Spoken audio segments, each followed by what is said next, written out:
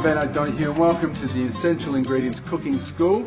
I'm the author of Ben's Barbecue, or otherwise known as Outdoor, Grill Your Way Around the World, and I'm going to impart you with the knowledge of how to cook the perfect steak.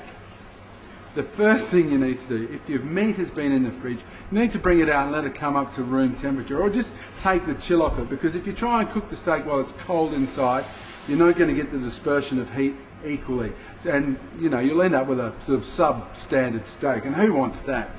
Once that's happened, basically you want to liberally season the steak with coarse rock salt or a nice good quality flake sea salt and good grinding of pepper. Now it's time to start cooking. As you'll see, that I've not oiled it because the steak has some marbling of fat in it, also fat on the outer surface here. So it's got enough lubrication in itself. It doesn't need to have oil on it. And also, if you're cooking on a barbecue, what you'll notice is if you put oil on a steak, it's going to burn. The oil will burn and therefore impart a sort of slightly tainted flavour to the steak.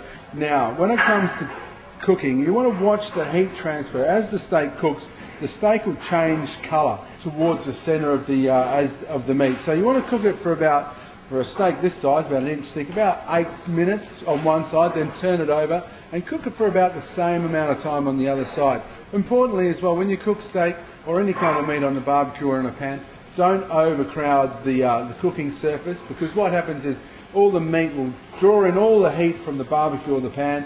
The barbecue or the pan will go cold and you won't be grilling, you'll be stewing.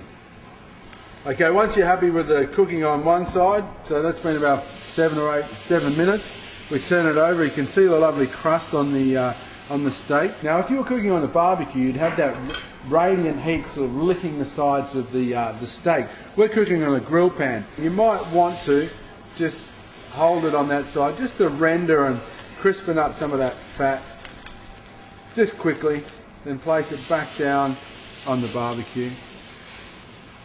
Oh, delicious.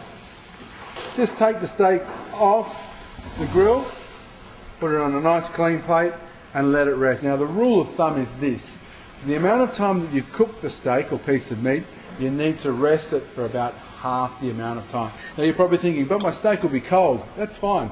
Just before you serve it, just quickly flash it back onto the barbecue so the outside temperature is nice and hot. The core temperature will remain the same, thereabouts, and you'll be tucking into the tastiest steak you've ever eaten. So my essential ingredient to go with the perfect steak is Del Wee French mustard, and this one's got tarragon in it, so it's kind of like a healthy béarnaise sauce.